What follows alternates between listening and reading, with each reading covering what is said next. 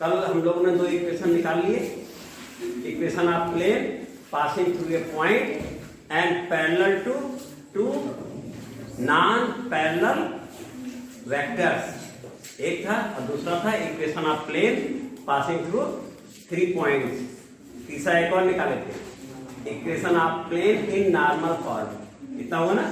अब आज हम लोगों का उसके आगे वाला इक्वेशन है, स्टेटमेंट देखो उसका, equation of plane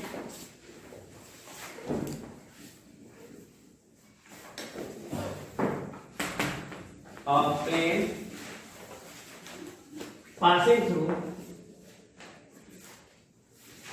a point and perpendicular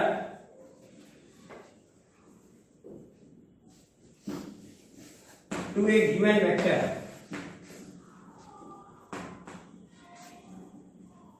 perpendicular to, तो यहां पॉइंट डाल देते हैं, equation of plane passing through a point small a बोल देते हैं, और and perpendicular to a given vector n, vector है तो ये है, ये इक्वेशन निकालना है, ठीक है। तो यहां से let plane passing through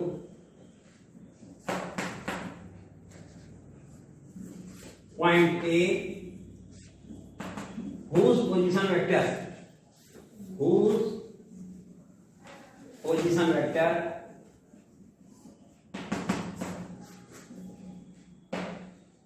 OA equal to बेटा कितना हो जाएगा, स्मॉल a।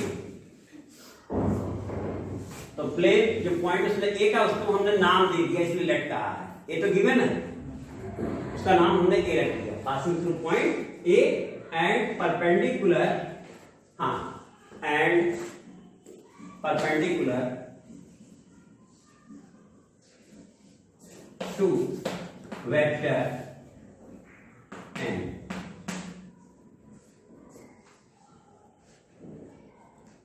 ये है हमारा कंप्लीट। लेट या taking any point B, taking any point P on plane whose position vector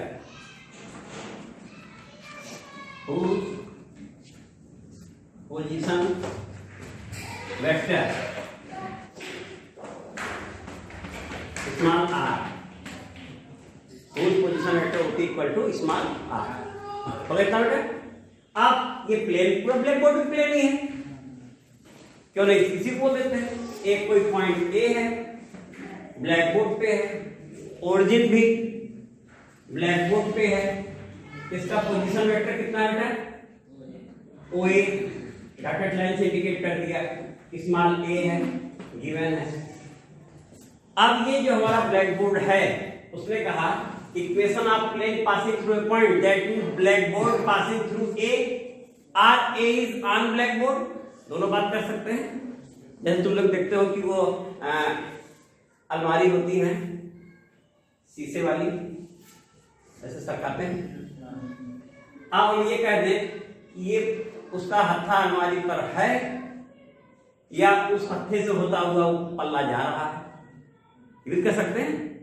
तो ये पूरा ब्लैक बोर्ड तुम्हारा इनको पास कर रहा है किससे, पॉइंट ए से, और जाते समय एक वेक्टर के परपेंडिकुलर भी है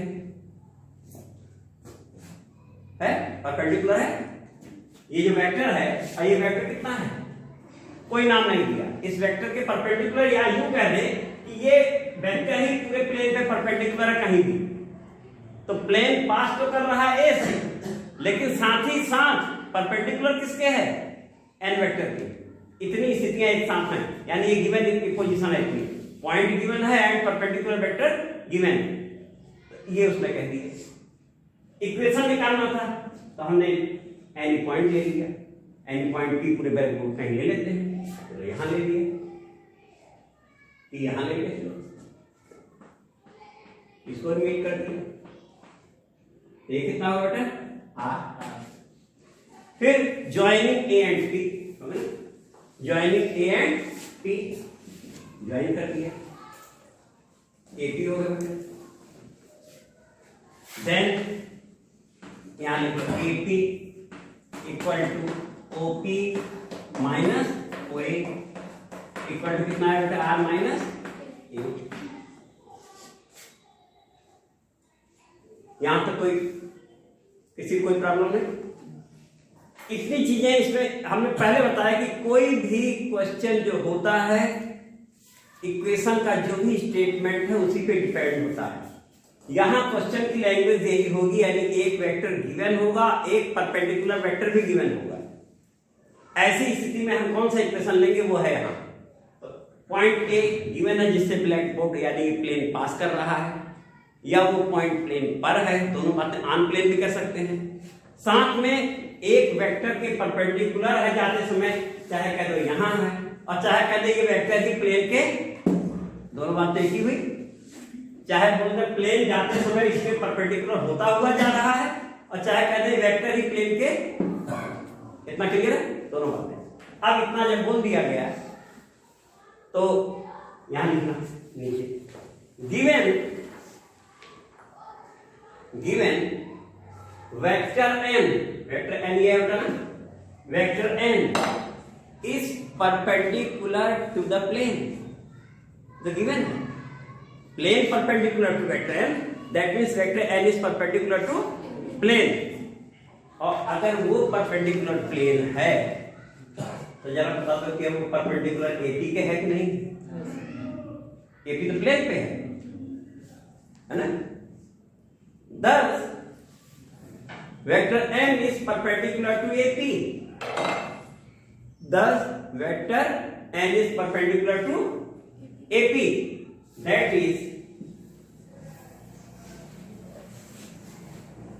हाँ बेटा बोलना, if two vectors are perpendicular to each other, then their dot product is zero. Then their dot product is zero. तो यहां पर हमने कहा vector n is perpendicular to AP, लिख चुके हैं। यहां हमने नहीं लिखा, तुम लोग बोल दिया लिख लिया है।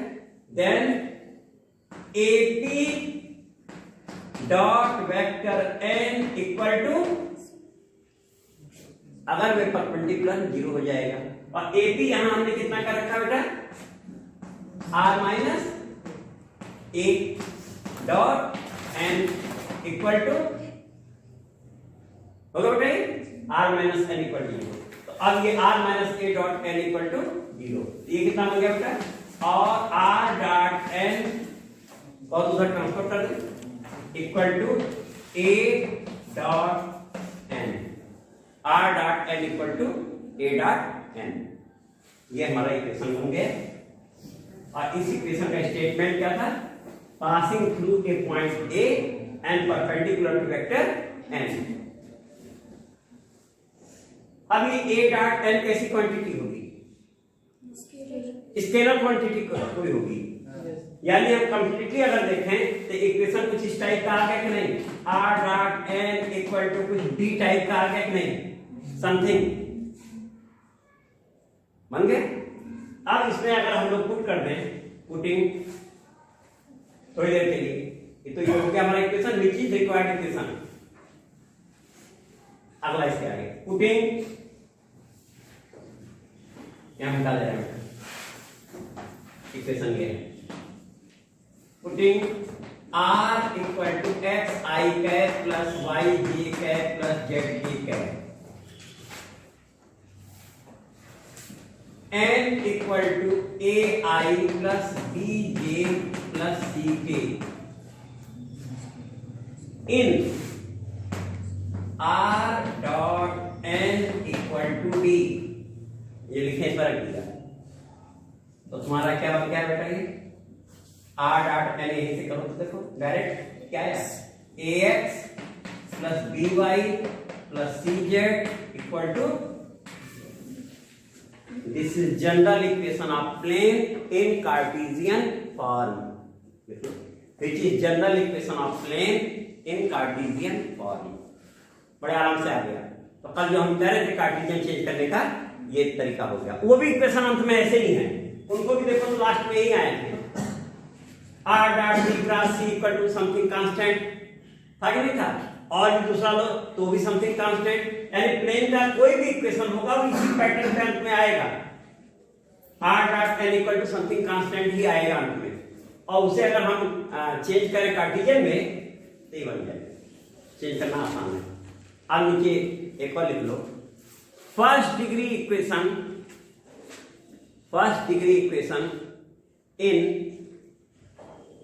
x, y, z is known as equation of plane. First degree equation in x, y, z is known as equation of plane. अब तो हो गया ना, फर्स्ट डिग्री इक्वेशन है, यहां तक भी हो गया। तो अब हमारे इक्वेशन इतने बन चुके हैं। अगला लो पॉइंट, इसके बाद वाला, equation of plane passing through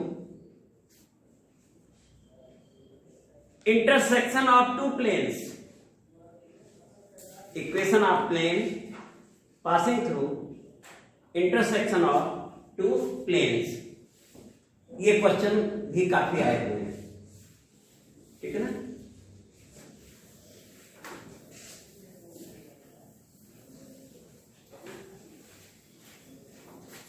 लिखो, equation of plane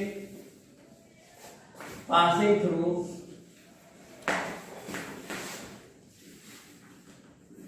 intersection of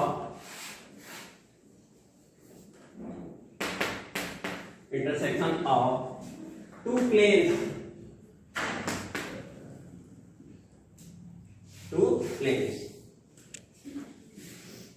r dot n1 equal to d1, पहला plane, r dot n1 equal to d1।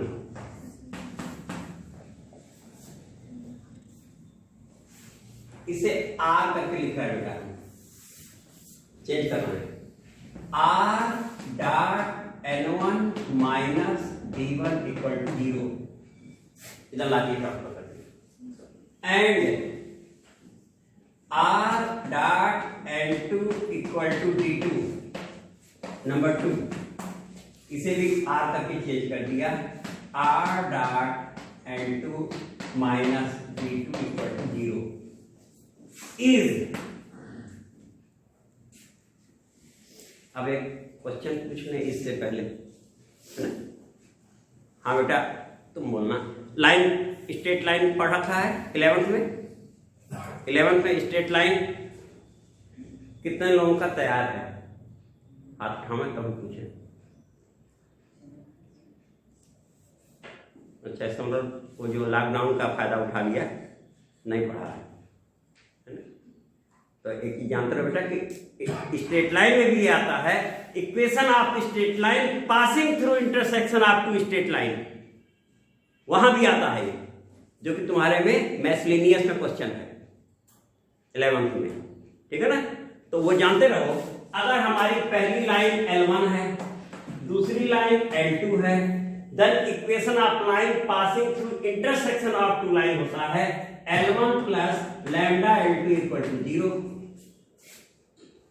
Equation of line passing through intersection of two lines, 2D की बात हो रही है, first line plus lambda into second line equal to 0, बड़ा simple हो गया। लेकिन अभी इक्वेशन नहीं आया है, ये क्या है इसमें, लैम्डा समथिंग अननोन क्वांटिटी। अब इस अननोन क्वांटिटी को निकालने के लिए साथ में एक कंडीशन भी गिवन रहेगी, and which is parallel to or perpendicular to or passing through, इस टाइप कुछ उसके अंदर यूज करेगा। अब उस कंडीशन का जब हम इसमें यूज करेंगे तो ये लैम्डा हमारा आ जाएगा, और जैसे ही लैम्डा आएगा ला करके यहां रखेंगे, रिक्वायर्ड इक्वेशन हो जाएगा। ठीक वही चीज यहां भी है, जैसे हमने कहा कि equation of plane passing through intersection of two plane, तो plane number 1 plus lambda into plane number, इसीलिए इधर लाके इक्वल टू 0 बनाए।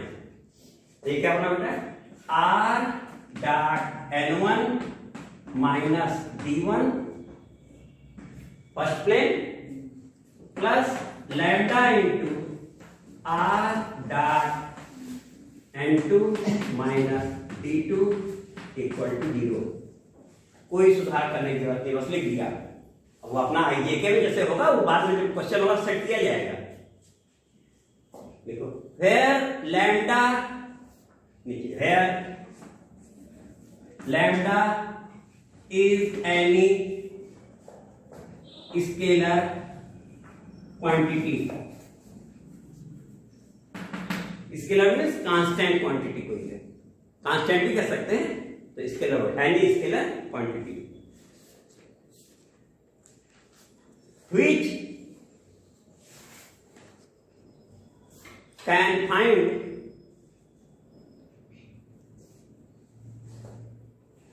which can find by condition given in question। क्यों बेटा, यानी क्वेश्चन कंडीशन होगी which can find by condition given in question, ठीक है ना। तो by given condition we find lambda, by given condition उसके नीचे by given condition we find lambda, after this putting value of lambda in 3, number third है बेटा ना, putting value of lambda in 3 we get required equation of plane, यानी जो हमें intersection से पास करने वाला प्लेन चाहिए था वो मिल गया। पूरा मेथड बेटा क्लियर हो गया। जब तुम्हें मेथड मालूम हो गया तो क्वेश्चन लगाने कोई प्रॉब्लम नहीं होगी, सीधे first plane plus lambda into second plane equal to 0, समस्या खत्म। आया लैम्डा कंडीशन कुछ देगा, वो कंडीशन ऐसे फॉलो करने के, फॉलो करते ही हमारी लैम्डा की वैल्यू आ जाएगी। जैसी लैम्डा की वैल्यू आ जाएगी, जैसे याद होगा कि उस दिन हम लोग इमेज का क्वेश्चन कर रहे थे, याद है, वहां भी लैम्डा आया था, वो भी किसी कंडीशन से निकाले थे ना, जहां हमने कहा था इतना डॉट इतना इक्वल टू 0 समथिंग डॉट, और फिर उसमें लैम्डा हम लोग निकाल दिए, तब पुट कर दिए तो हमारा पूरा परपेंडिकुलर आ गया था, याद आ रहा है। तो उस एनी कंडीशन हम या तो बनाएंगे या गिवन करेंगे उसमें। तो यहां तक हम लोग का हो गया ये वाले क्वेश्चन बिल्कुल। अब जब क्वेश्चन आएगा तो उसमें आएगा, इंटरेस्टिंग क्वेश्चन है। अगला हम लोग लेते हैं coplanarity, COPALER, coplanarity of two lines. Coplanar line बोलते हैं ना बेटा, तो कोप्लेनर से कोप्लेनरिटी बन गया है of two lines.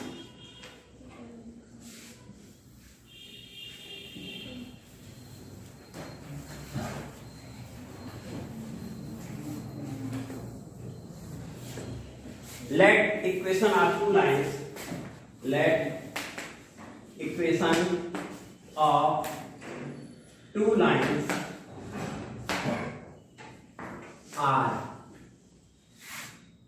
are equal to A1 plus lambda B1।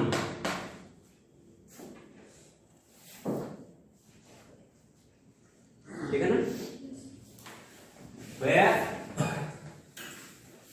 line passes through point A whose position vector OA equal to कितना बेटा, small a and parallel to vector कितना बेटा B1। ये कितना है, A1 है बेटा। ये पहली लाइन है जहां हमने उसको एक्सप्लेन भी कर दिया, बाद में लिखने से अच्छा पहले ही एक्सप्लेन कर दे तो बाद में कम बोलना पड़ेगा। तो हमें कहते हैं लाइन है, कहीं कौन सी लाइन है, पासेस थ्रू A1, A1 का नाम भी दे दिया और parallel to B1 and second line R equal to A2 plus mu B2।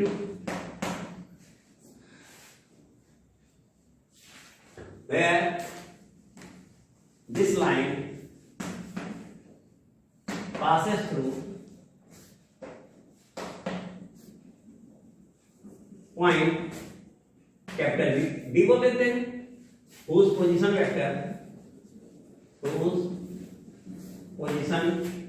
vector OB equal to कितना बेटा, B2 है क्या, नहीं A2 है, A2 है, एंड पैरेलल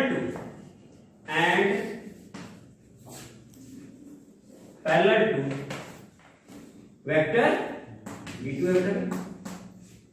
तो लाइन नंबर 1 और लाइन नंबर 2 के बारे में हमने बताया कि ये इस प्रकार से हैं। अब हमें दिखाना है कि दोनों लाइनें कोप्लेनर हैं।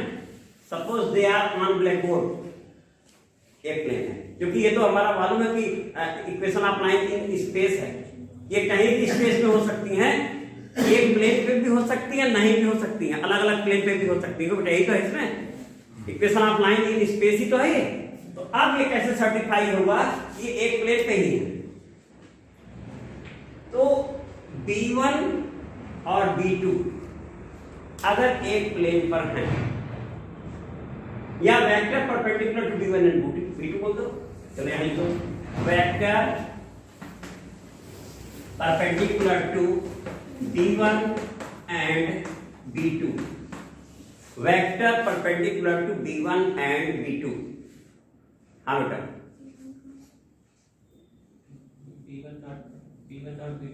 हाँ बेटा, vector perpendicular to B1 and B2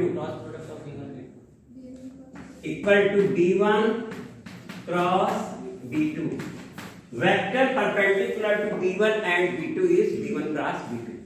एक ही हम लोग बोल दिए, यानी B1 cross B2 is a vector which is perpendicular to B1 and B2 both. AB equal to बेटा बोलना OB minus OA, OB minus OA equal to कितना हो जाएगा बेटा, A2 माइनस A1, A2 माइनस A1। अब अगर ये जो AB है ये दोनों प्लेन पे हो, एक ही प्लेन पे हो, और वह इसके परपेंडिकुलर हो, तो ऐसी स्थिति में आंसर क्या आएगा, if B1 cross B2 is perpendicular to A2 minus A1 that means AB, B1 cross B2 जो है अगर AB के परपेंडिकुलर हो गया, इसका मतलब दोनों का डॉट प्रोडक्ट क्या होगा, 0 होगा ना। और परपेंडिकुलर होने पर वो लाइन कोप्लेनर नहीं होगी, तब तो ही परपेंडिकुलर उसके ऊपर हुआ ना होगा कि नहीं, क्योंकि lines are parallel to B1 and B2, एक B1 के एक B2 के है, अब वो उनके परपेंडिकुलर B1 क्रॉस B2 कहा गया है इन स्पेस, लेकिन वो स्पेस के बजाय AB के ऊपर भी अगर परपेंडिकुलर हो गया, वहां था ही, इसका मतलब दे आर कोप्लेनर। तो लिखो if B1 cross B2 is perpendicular to vector AB, AB लिखे एरो है ना, vector AB, then both lines are coplanar, then both lines are coplanar. In this case we get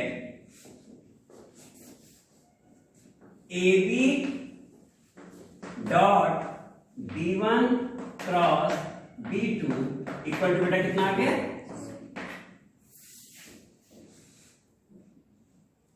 ये आ गया ना, AB dot B1 cross B2 equal to 0। तो coplanar होने की कंडीशन क्लियर हो गई बेटा ना, कि AB, और इस पे क्वेश्चन हम लोग 4 पॉइंट्स वाला लगाए थे पीछे, वेक्टर में भी लगाए हैं, यही पोर्शन जो वही बन के आएगा जो वेक्टर में किए थे, 3 vectors are coplanar A dot B cross C equal to 0, क्या वही है, सही देखो 3 वेक्टर्स कौन कौन, AB यानी A2 माइनस A1, B1 B2 are coplanar, that means AB dot B1 cross B2 equal to 0, वही तो है पीछे जो पढ़े थे, सेम वही चीज। अब तो क्लियर हो गया ना कि ट्रिपल प्रोडक्ट एग्जाम में आ रहा है ना। वो अलग गाइडलाइन आई है भारत सरकार की कोरोना को ध्यान में रखते हुए कि ट्रिपल प्रोडक्ट नहीं आएगा, आएगा कैसे नहीं, यहां तो है,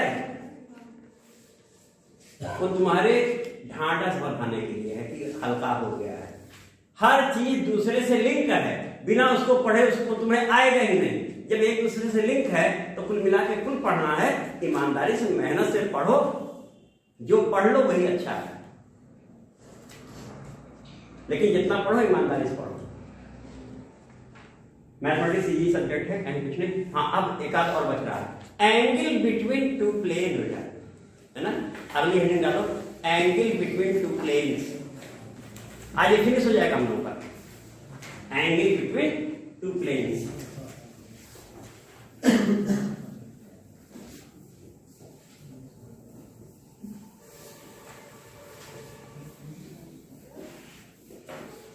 एंगल बिटवीन टू प्लेन्स, बिल्कुल।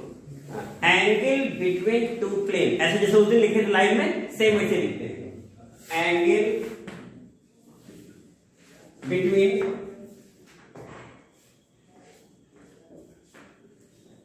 Two planes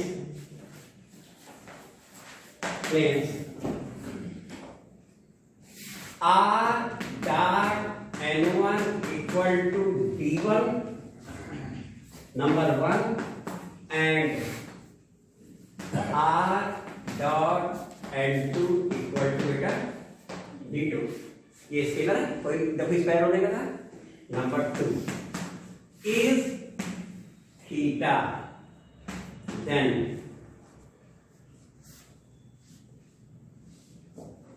equator. अब तुम देखो, थोड़ी देर के लिए एक प्लेन हमने कह दिया ये है,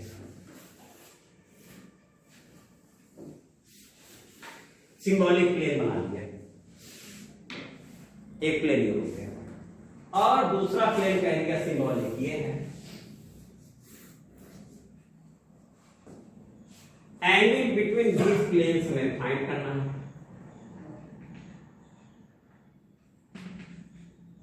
सिंबॉलिक में ले लिया, ये थीटा है। अब ये दो प्लेन अगर ऐसे हैं तो तुम खुद देखो कि इस प्लेन का परपेंडिकुलर और इस प्लेन का परपेंडिकुलर भी दोनों को इंटरसेक्ट करेगा।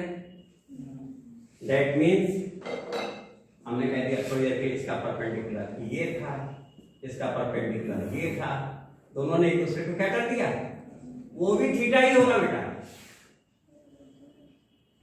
जो दोनों के बीच का एंगल होगा वो उनके परपेंडिकुलर आपस में काट के वो भी एंगल वही होगा। जैसे वहां पैरेलल था, स्ट्रेट लाइन में दोनों का पैरेलल कट रहा था, यहां दोनों का जब वो दो आएंगे ऐसे तो उनका परपेंडिकुलर भी तो उसी वे में चेंज होगा।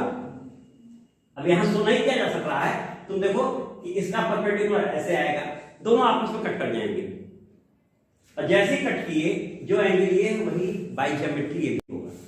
तो यहां पर यूं कहते हैं ये है N1 और ये है हमारा N2। ये प्लेन 1 है और ये हमारा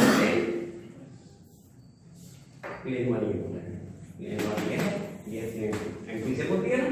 अब तुम देखो अगर प्लेन 1 और प्लेन 2 के बीच का एंगल थीटा है तो उनके परपेंडिकुलर के बीच का भी एंगल, इसका मतलब then cos theta equal to N1 dot N2 upon modulus N1।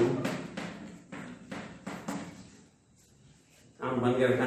Same बिल्कुल वैसी लाइन जैसा है, लाइन में लैम्डा D1 या लैम्डा B2 वो हो रहा था पैरेलल, और यहां R डॉट जो वेक्टर है वो कौन सा वेक्टर है, परपेंडिकुलर टू प्लेन है।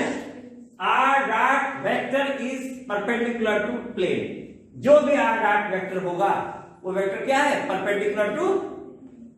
हाँ, ये नहीं बता पाएंगे पासिंग थ्रू कहां, क्यों, क्योंकि यहां D1 लिख दिया है। हाँ, A डॉट N लिखा होता तो बता देते पासिंग थ्रू ए, लेकिन वो प्रोडक्ट होगा तो हमें कोई कांस्टेंट क्वांटिटी मिल गई बेटा, तो हम ये नहीं बता पा रहे कि ये पास के प्रोडक्ट, लेकिन इतना जरूर बता देंगे कि परपेंडिकुलर वेक्टर यही है।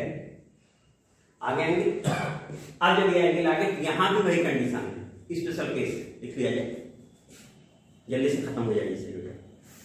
अभी एक एंगल और है, प्लेन एंड लाइन, है ना, तो होगा बेटा special case. If both planes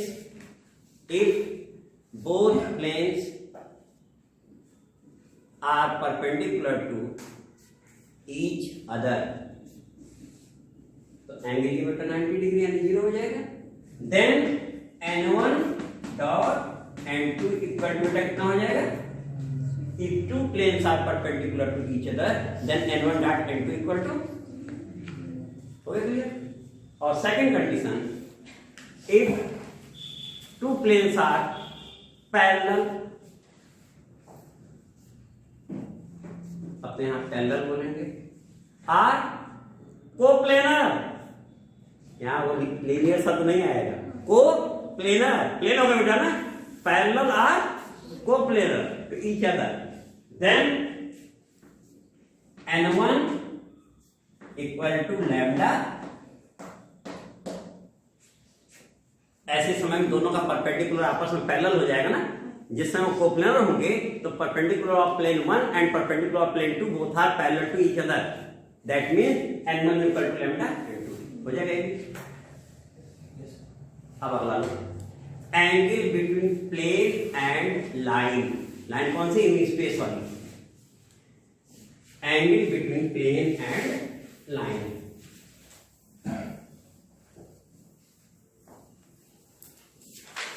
angle between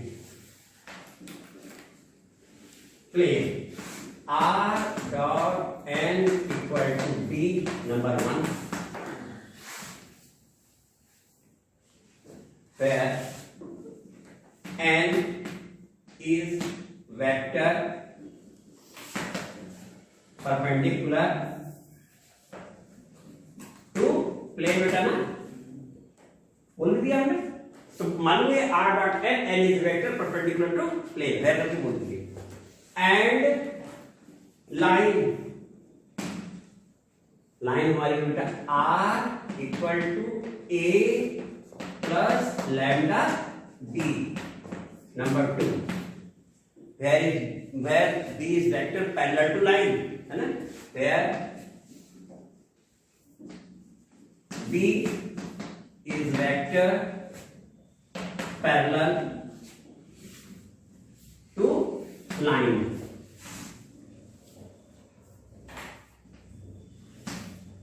is equal to theta कहते हैं, एंगल बिटवीन, देखो लैंग्वेज पूरी बन गई, angle between plane this and line this is equal to theta, then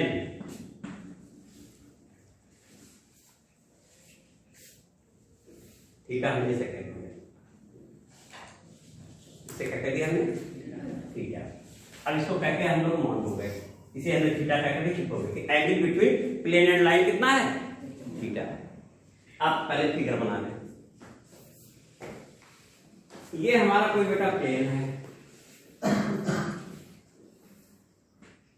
ये प्लेन तुम्हारा जो है वो परपेंडिकुलर किसके है, वेक्टर n1, वेक्टर n1 है, उसके परपेंडिकुलर कोई पॉइंट बोल देते हैं, चलो इसको हम लोग ए बोल देते हैं, पॉइंट ए से और एक वेक्टर परपेंडिकुलर है, और एक लाइन है, ये तो हो गया प्लेन, एक लाइन हमने यहां से ले ली, ठीक है, लाइन यहां से ले ली,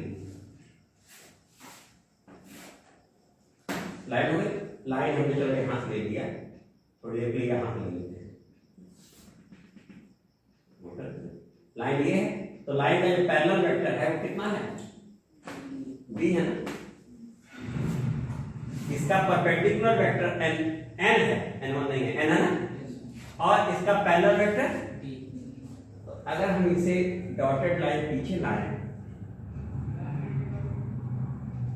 ये भी तो बेटा वही बात हो रही है, और एंगल बिटवीन हमने क्या कहा, प्लेन एंड लाइन कहा है ना, यहां से एक हॉरिजॉन्टल लाइन हम ड्रॉ कर लेना, तभी एंगल बोल पाएंगे, इस एंगल को थीटा कहा है, ये थीटा कहा है, दैट मींस ये एंगल कितना है, थीटा है। देखो अगर लाइन और प्लेन के बीच का एंगल थीटा है तो पैरेलल वेक्टर और प्लेन के बीच का भी एंगल थीटा है, प्लेन से एंगल निकलने को रहा। अब फिर आ जाओ, ये कौन है, वेक्टर n है परपेंडिकुलर टू प्लेन है, देखो बाकायदा लग रहा है, देखो 90 डिग्री, ऐसा हमने बना दिया फिगर कि 90 डिग्री महसूस भी हो रहा है। नल बनाते तो 90 बोलते जरूर। अब तुम देख लो, ये एंगल थीटा है तो ऊपर वाला एंगल कितना होगा बेटा? 90 डिग्री माइनस थीटा। क्लियर है? 90 डिग्री माइनस थीटा हुआ, ये बोला। अब यहां से हम लोग इसे 90 डिग्री माइनस थीटा करेंगे, इसका मतलब यहां भी वही एंगल होगा। क्यों बेटा? लाइन और वेक्टर एन के बीच में जो एंगल होगा वही एंगल एन और बी के बीच में है कि नहीं? क्यों? ये इसका मतलब ये कितना है? तो जब हमने कहा इस theta, then angle between line and vector N is equal to कितना है बेटा? 90 डिग्री माइनस, देखो समझ लोग ना, अगर लाइन और प्लेन के बीच का एंगल थीटा है तो लाइन और उसके जो परपेंडिकुलर वेक्टर उसके बीच का एंगल कितना हो गया? That is angle between vector B and N equal to कितना हो गया बेटा?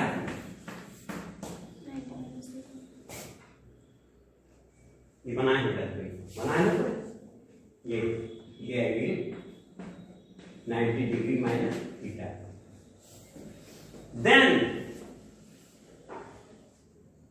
अब बेटा ऊपर बिठा ले रहा है तो हो गया ना, इसका काम तो हो गया ना ये वहां। Then cos 90 degree minus theta, B और एन के बीच का एंगल कितना बेटा? 90 degree minus equal to B dot N upon modulus B modulus N. अब थीटा एंगल किसके बीच का है? Line and plane.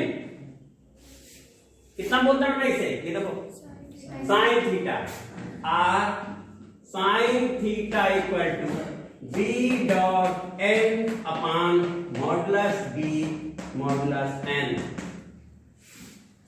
तो यहां साइन थीटा हुआ। लाइन और प्लेन के बीच का, लाइन के लिए हम लोग पैरेलल वेक्टर लेते हैं और प्लेन के लिए परपेंडिकुलर वेक्टर लेते हैं। वहां प्लेन और प्लेन के बीच में कॉस, साइन और साइन के बीच में, लाइन और लाइन के बीच में भी कॉस, लेकिन प्लेन और लाइन के बीच की बात आई तो वही चीज साइन होती है, बाकी लिया तो वही जाता मालूम है। अब कैसे है सामने तुम्हारे आ गया। फिर स्पेशल केस ले लीजिए। If line is coplanar to plane, if line is coplanar to plane, then B dot N equal to, यहां डॉट प्रोडक्ट जीरो होने का मतलब line is coplanar to plane. देख लो एंगल जीरो पे भी जीरो होता है, फाइव पे भी। और अगला लिखो, if line is perpendicular to plane, if line is perpendicular to plane, if line is perpendicular to plane, then, अब देन के बाद रुक जाओ, पहले चर्चा हो जाए। प्लेन किसके परपेंडिकुलर है? वेक्टर एन के। और लाइन भी किसके परपेंडिकुलर है? प्लेन के। इसका मतलब एन और बी एक दूसरे के क्या हो जाएंगे? कोप्लेनर हो जाएंगे, वो पैरेलल हो जाएंगे, है ना। Then N or B equal to lambda N. Lambda वहां यूज किए हैं तो बोल देते हैं हम लोग अल्फा एन बोल देते हैं। वो था पैरेलल टू ईच अदर, वो भी परपेंडिकुलर है और भी परपेंडिकुलर प्लेन के, तो दोनों पैरेलल हो गए ना, या कोलिनियर हो गए। ये स्थिति है, जस्ट अपोजिट है कि नहीं। तो ऑब्जेक्टिव क्वेश्चन में फंसाने की स्थितियां कैसे हैं देख लो, कि जस्ट उसका अपोजिट प्लेन और लाइन के लिए। तो इस तरीके से हम लोग बेटा हो गया है, केवल क्वेश्चन लगाने हैं। डिस्टेंस वाला फार्मूला ना हो लिख लो, देख लो। डायरेक्ट लिख लिया जाएगा, जरूरत नहीं इसको एक्सप्लेन करने की। लिखो डिस्टेंस ऑफ, या जितने पॉइंट लिखो, डिस्टेंस आर परपेंडिकुलर डिस्टेंस। अगर कोई डिस्टेंस पूछे तो परपेंडिकुलर डिस्टेंस ही होती है, of plane ax plus by plus cz plus d equal to 0 from point x1 comma y1 comma z1 is equal to ax1 plus by1 plus cz1 plus d upon under root a square plus b square plus c square minus। Simple सा formula है, जैसे lines में 2D में होता था वैसे ही है बिल्कुल। और अगर भाई फ्रॉम ओरिजिन कह दे तो ये 0 0 0 डी अपॉन आ जाएगा, हो जाएगा ना।